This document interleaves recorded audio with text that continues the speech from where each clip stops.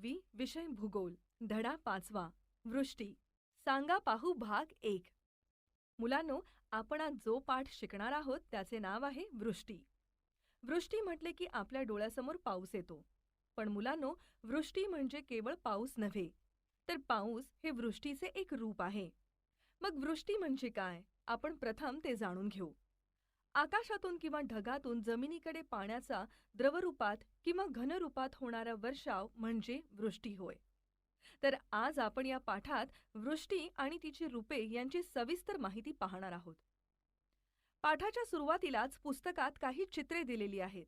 त्यांचे तुम्ही निरीक्षण करा. प्रत्येक चित्राचे वर्णन करणारे एक वाक्य चित्रासमोर दिले आहे. त्याप्रकारे तुम्ही या चित्राचे आणखी काही वाक्यात तुमच्या शब्दात वर्णन करा आणि विचारलेल्या प्रश्नांची उत्तरे द्या. हे पहा, पहिले चित्र. हिवाळ्यात गवताची पाती सकाळी अशा प्रकारची दिसतात. आता पुढील वाक्य तुम्ही सांगा. बाई, पात्यांवरील पाण्याचे हे थेंब मोत्यांसारखे चमकतात. पात्यांवर हे थेंब फक्त सकाळीच दिसतात. हिवाळ्यात सकाळी गवतावर किंवा शेतातून चालल्यास आपले कपडे गवतावरील पाण्याने ओले होतात. छान. मग माझ्या या प्रश्नाचे उत्तर सांगा बरं. गवताच्या पात्यांवरील हे पाणी कोठून आले असेल? गवताच्या पात्यांवरील हे पाणी हवेतील बाष्पामुळे येते. रात्री किंवा पहाटे तापमान कमी झाल्याने गवताची पाती, झाडांची पाने खूप थंड होतात. त्यामुळे हवेतील बाष्पाचे सांद्रीभवन होऊन त्याचे जलकणांत रूपांतर होते. सांद्रीभवनाची ही क्रिया प्रत्यक्ष थंड पात्यांवर झाल्याने हे जलकण पात्यांवरच किंवा पानांवरच साचतात. सांद्रीभवन म्हणजे बाष्पाचे द्रवरूपात रूपांतर होणे होय. आता दुसरे चित्र पहा. काश्मीर येथे हिवाळ्यात सर्वत्र हिम आढळते. हे हिम घरे, इमारती, रस्ते, झाडे या सर्वांवर पडते. सर्व ठिकाणी हिम असल्याने पांढरी चादर पसरल्यासारखे दिसते. या हिमवृष्टीचा आनंद घ्यायला पर्यटक मुद्दाम हिवाळ्यात काश्मीरला जातात. छान. आपल्या परिसरात असे हिम का आढळत नाही? हवेतील बाष्पाचे हिमकणात रूपांतर होण्यासाठी तापमान गोठणबिंदूच्या खाली जाणे गरजेचे असते. म्हणजेच तापमान 0°C पेक्षा कमी असावे लागते. तरच संप्लवनाची क्रिया घडते, म्हणजे हिमवृष्टी होऊ शकते. मात्र आपल्या परिसरात म्हणजे महाराष्ट्रात हिवाळ्यात तापमान कमी असले तरी ते गोठणबिंदूच्या खाली जात नाही. त्यामुळे महाराष्ट्रात हिमकणांची निर्मिती होत नाही आणि हिमवृष्टीही होत नाही. अगदी बरोबर. आता तिसरे चित्र पहा. आपल्याकडे साधारणपणे जून ते सप्टेंबर या काळात पाऊस पडतो. बाई, हा पाऊस मान्सूनचा पाऊस म्हणून ओळखला जातो. भारतात सर्वात जास्त पाऊस याच महिन्यांदरम्यान पडतो, म्हणून यास पावसाळ्याचे दिवस असे म्हणतात. हा पाऊस भारतात सर्व ठिकाणी खूप पडतो. बरोबर. आता सांगा, पावसाचे थेंब कसे तयार होत असतील? जेव्हा बाष्पयुक्त हवा ऊर्ध्वगामी प्रवाहांमुळे किंवा पर्वताला अनुसरून वाहणाऱ्या वाऱ्यामुळे वर जाते, तेव्हा तेथील जास्त उंची व कमी तापमानामुळे सांद्रीभवन क्रिया घडून बाष्पाचे जलकणात रूपांतर होते. हेच जलकण जड होतात व पृथ्वीच्या गुरुत्वाकर्षण शक्तीमुळे पावसाच्या थेंबाच्या स्वरूपात जमिनीवर येतात. सांगा पाहू भाग 2. आता हे चौथे चित्र पहा. लंडनमध्ये हिवाळ्यात दुपारपर्यंत असे धुके आढळते. बाई, या धुक्यामुळे लंडनमध्ये समोर असणाऱ्या किंवा जवळच्या वस्तू स्पष्ट दिसत नाहीत. ढगांनी जणू लंडन शहराला काही लपेटून घेतले आहे. छान. मग आपल्याकडे हिवाळ्यात असे धुके दुपारपर्यंत का पडत नाही? हिवाळ्यातील काही दिवस सकाळी आपल्याकडे असे धुके पडते. मात्र जसजसा दिवस चढत जातो तसतसे तापमान वाढू लागते. तापमान नेहमी आधी भूपृष्ठाजवळ वाढते. या वाढत्या तापमानामुळे सूक्ष्म जलकणांचे परत बाष्पात रूपांतर होते व दुपार होण्यापूर्वीच धुके विरळ होऊन नाहीसे होते. त्यामुळे आपल्याकडे लंडनप्रमाणे दुपारपर्यंत असे धुके पडत नाही. फारच छान. आता हे शेवटचे चित्र पहा. काही वेळा गारा पडून शेतातील पिके उद्ध्वस्त होतात. गारपिटीमुळे घरे, झाडे, वाहने, विजेचे खांब, वीज वाहक तारा यांचेही नुकसान होते. गारपिटीचा माणसे, गुरे, पक्षी अशा सजीवांनाही धोका असतो. गारपिटीमुळे शेतातील पिके संपूर्णपणे मोडून पडतात. संत्रे, द्राक्षे, केळी यांच्या बागांचेही गारपिटीने नुकसान होते. छान. आता सांगा, गारा नेहमी का पडत नाहीत? गारांची निर्मिती होण्यासाठी हवेचे जोरदार ऊर्ध्वप्रवाह वाहावे लागतात. ऊर्ध्वप्रवाह म्हणजे जमिनीकडून आकाशाकडे जाणारे हवेचे प्रवाह. शिवाय बाष्पाचे प्रमाणही जास्त लागते. अशी परिस्थिती नेहमीच उद्भवत नाही, त्यामुळे गारा नेहमी पडत नाहीत. छान. तर मुलांनो, या 5 चित्रांच्या आधारे आणि त्यावरील चर्चेच्या आधारे तुम्हाला थोड्या प्रमाणात का होईना वृष्टी व तिच्या प्रकारांविषयी कल्पना आली असेलच. आपण त्याविषयीची अधिक माहिती काही मुद्द्यांच्या आधारे घेऊ. भौगोलिक स्पष्टीकरण. मुलांनो, तुम्हाला माहीत आहे की पृथ्वीचा साधारणपणे 71% भाग पाण्याने व्यापलेला आहे, तर 29% भाग हा जमिनीने व्यापलेला आहे. पृथ्वीच्या या जलयुक्त भागावर जलसाठ्याचे वितरण असमान आहे. काही ठिकाणी जलसाठे मर्यादित आहेत, तर काही ठिकाणी ते भरपूर आहेत. या चित्रांमध्ये दाखविल्याप्रमाणे विविध प्रकारचे जलाविष्कार आपण अनुभवत असतो. म्हणजेच पाणी अनेक माध्यमातून पृथ्वीवर येत असते. म्हणजेच पाऊस, गारा, धुके, हिम यासारख्या अनेक रूपात वृष्टी होत असते. हे सर्व घडत असते ते वातावरणातील बाष्पामुळे. बाष्पाच्या कमी अधिक प्रमाणावर हे आविष्कार अवलंबून असतात. हवामानात जसे बदल होतात तसे हे आविष्कार आढळतात. हिवाळ्यात सकाळी दव पडते. जास्त उंचीवरील प्रदेशात म्हणजे जेथे गोठणबिंदूपेक्षा कमी तापमान आहे अशा जम्मू काश्मीरच्या प्रदेशात हिम पडते. तसेच कोठे कोठे पाऊस पडतो, तर काही प्रदेशात दाट धुके पडत असते, तर काही प्रदेशात अचानक गारा पडून पिकांचे नुकसान होते.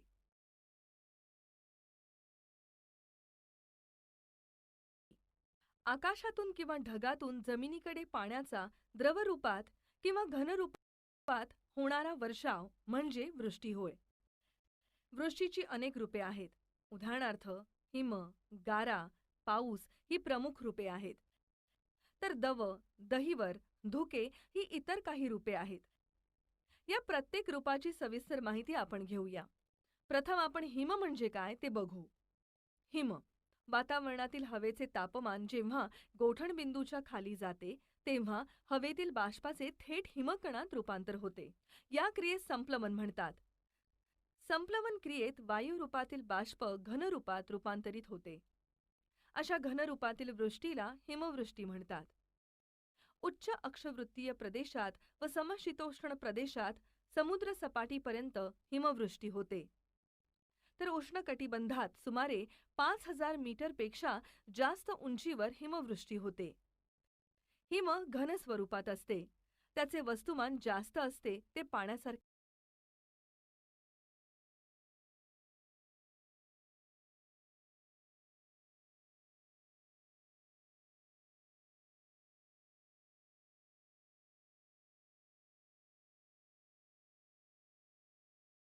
हलके नसते. त्यामुळे ते पाण्याप्रमाणे वाहून जात नाही. त्याचे एका जागी थरावर थर साचून राहतात. अशा प्रकारे हिम मोठ्या प्रमाणावर साचल्यामुळे त्याचे मोठे थर किंवा ढीग तयार होतात. त्यामुळे अनेक वेळा त्या प्रदेशातील वाहतूक व संदेशवहन सेवा कोलमडून पडते. हिम पडणाऱ्या प्रदेशातील लोकांना हिमदाह होऊ नये म्हणून सतत काळजी घ्यावी लागते. हिमदाह म्हणजे अतिथंड तापमानामुळे त्वचा व त्वचेशी संलग्न असणाऱ्या उती किंवा पेशी गोठणे होय. हा परिणाम सहसा हात, पाय व चेहऱ्याच्या त्वचेवर होतो. बर्फाच्छादित प्रदेशात राहणाऱ्या लोकांपेक्षा तिथे पर्यटनाला जाणाऱ्या लोकांना अनेकदा हिमदाहाचा त्रास होतो. हिमवृष्टी होणाऱ्या प्रदेशाला हिम वितळल्यानंतर पाणी मिळते. मुलांनो, तुम्हाला हे माहीत असायला हवे की आपण साधारणपणे हिम म्हणजेच बर्फ असे म्हणत असलो तरी हिम व बर्फ यात फरक असतो. उच्च अक्षवृत्तीय व अति उंचीवरील प्रदेशात जेथे तापमान 0°C पेक्षा कमी आढळते तेथे हिमवर्षावाच्या स्वरूपात वृष्टी होते. हे हिम भुसभुशीत व अपारदर्शक असते. बर्फाचा किसलेला किस असतो. त्या स्वरूपात हिम असते. या हिमाचे थरावर थर साचतात. असे थर साचत असताना वरील थरांचा दाब खालील थरांवर पडतो. त्यामुळे हिमाचे खालचे थर एकसंघ, भरीव, पारदर्शक बनतात. अशा रीतीने तयार झालेला भरीव, पारदर्शक हिमास बर्फ म्हणतात. तर बर्फ तयार होण्याचा अजून दुसरा एक प्रकार या चित्रात दिसत आहे. यात हिमाच्छादित पर्वतरांग असून त्याखाली गोठलेला जलाशय आहे. ज्यावेळेस तापमान गोठणबिंदूपेक्षा कमी होते त्यावेळेस जलाशयाच्या वरच्या पाण्याचा बर्फाचा थर तयार होतो. असा बर्फ जलाशयाच्या पृष्ठभागावर म्हणजे वरच्या थरावर तरंगतो. हा बर्फ तापमान कमी झाल्याने तयार होतो. याचा हिमवृष्टीशी संबंध नसतो. म्हणजेच हिम व बर्फ यांच्यात फरक असून ते वेगवेगळे आहेत.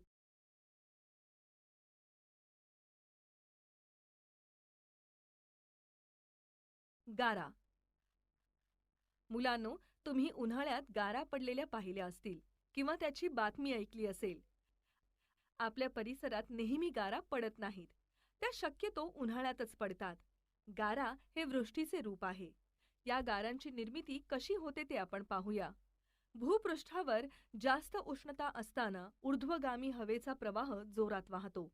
म्हणजे भूपृष्ठाकडून आकाशाकडे हवेचा प्रवाह जोरात वाहतो. या ऊर्ध्वगामी प्रवाहामुळे हवेचे तापमान कमी होते. हवा थंड होऊन हवेतील बाष्पाचे सांद्रीभवन घडून येते.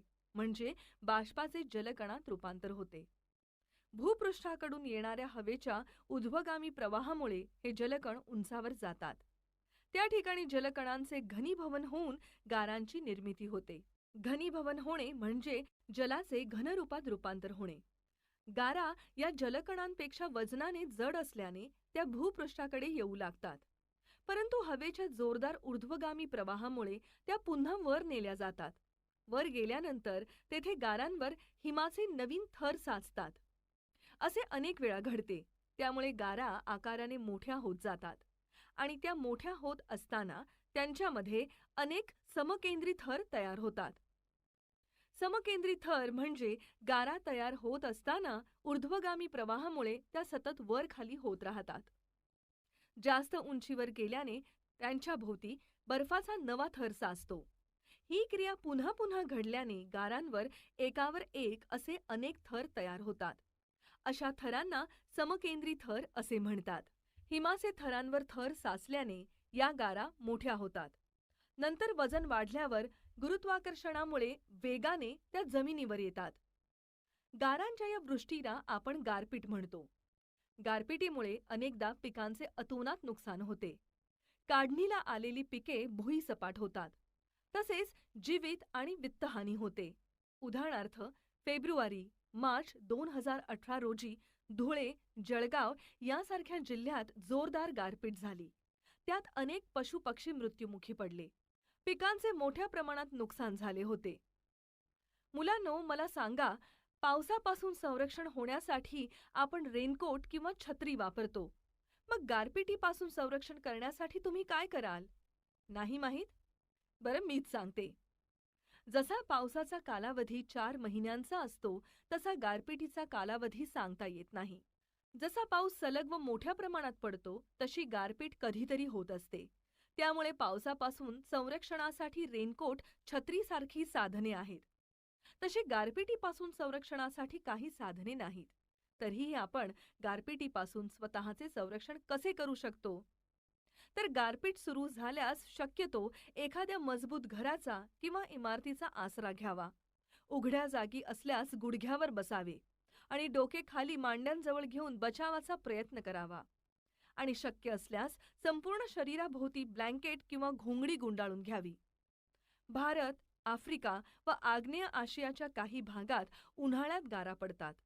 विषुववृत्तावर वातावरणातील उष्णतेमुळे गारा पडत नाहीत. तर शीतकटिबंधात उष्णता नसल्याने, ऊर्ध्वगामी प्रवाहच नसल्याने गारा पडत नाहीत.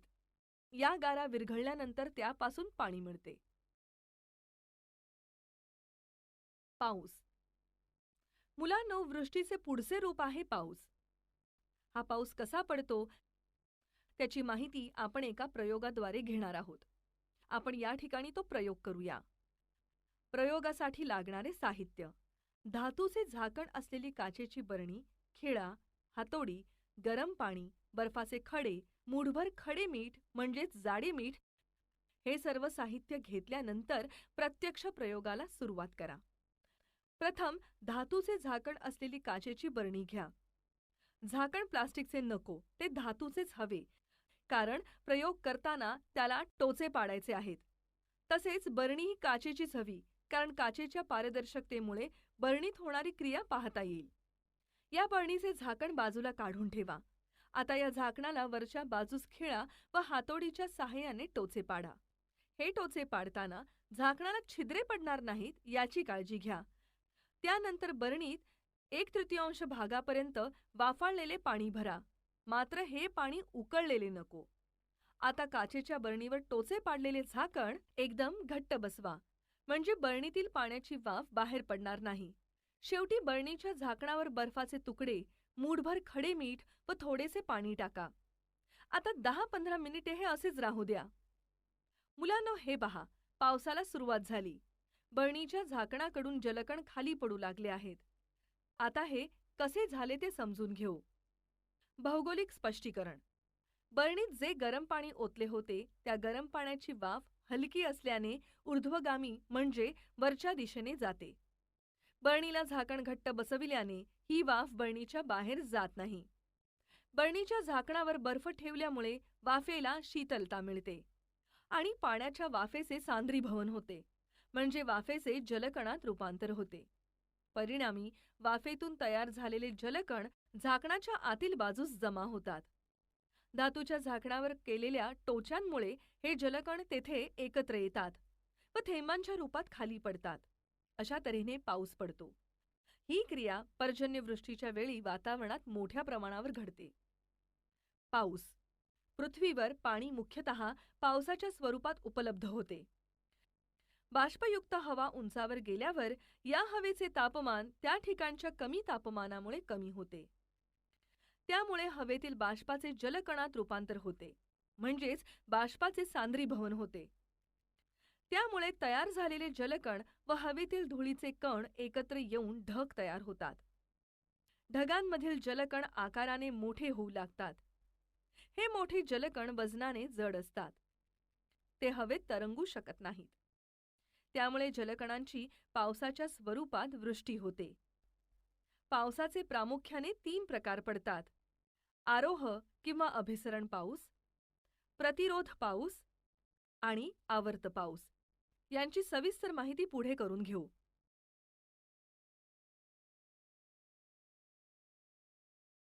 आरोह किंवा अभिसरण पाऊस. मुलांनो, तुम्हाला माहीत आहे की सूर्याची किरणे विषुववृत्तावर लंबरूप पडतात. त्यामुळे भूपृष्ठालगतची हवा तापते. ही हवा तापल्याने प्रसरण पावून हलकी होते आणि ती वर जाऊ लागते. उंच गेल्यावर ही हवा थंड होते, कारण जसजसे वर जावे तसतसे तापमान कमी कमी होत जाते. हवा थंड झाल्याने तिची बाष्पधारण क्षमता कमी होते. त्यामुळे हवेतील बाष्पाचे सांद्रीभवन होऊन जलकण बनतात व त्यापासून पाऊस पडतो.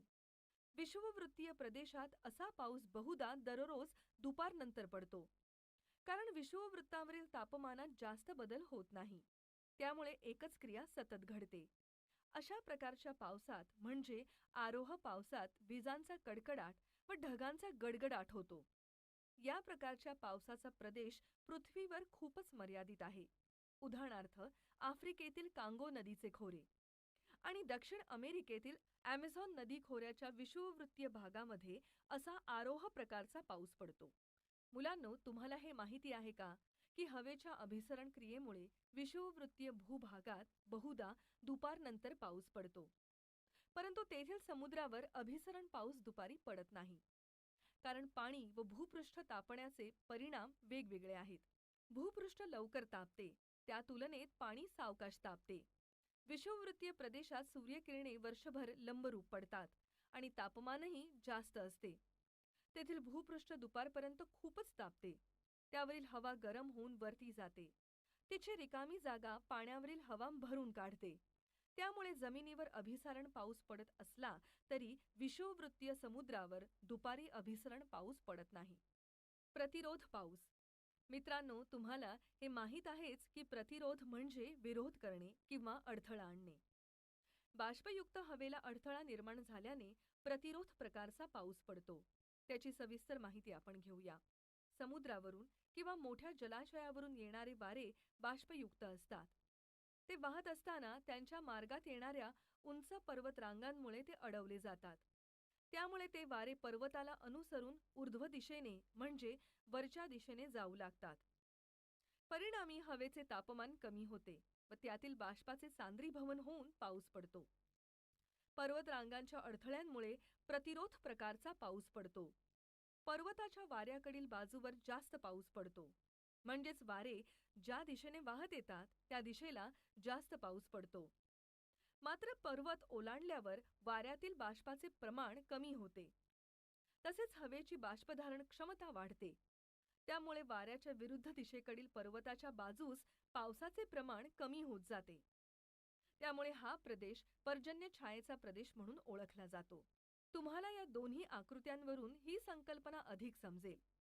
भारतीय उपखंडाचा विचार केल्यास मोसमी पावसाचा परिणाम मोठा असतो. हे आपण या आधीच्या इयत्तांमध्ये बघितलेच आहे. या वाऱ्यापासून भारतात पडणारा पाऊस हा प्रतिरोध प्रकारचा आहे. या आकृतीमध्ये दाखवल्याप्रमाणे अरबी समुद्रावरून आलेले बाष्पयुक्त वारे सह्याद्री पर्वतामुळे अडवले जातात. त्यामुळे कोकणात जास्त पाऊस पडतो, कारण कोकण पर्वताच्या वाऱ्याकडील बाजूस आहे. परंतु वारे जसजसे पुढे जातात तसतसे पावसाचे प्रमाण कमी होते. मुलांनो, हे चित्र पहा, त्याचे बारकाईने निरीक्षण करा आणि मी विचारलेल्या प्रश्नांची उत्तरे द्या. महाराष्ट्रात कोणत्या प्रकारचा पाऊस पडतो? बाई, महाराष्ट्रात प्रतिरोध प्रकारचा पाऊस पडतो. बरोबर. महाराष्ट्रातील पर्जन्य छायेचा प्रदेश कोणत्या भागात येईल?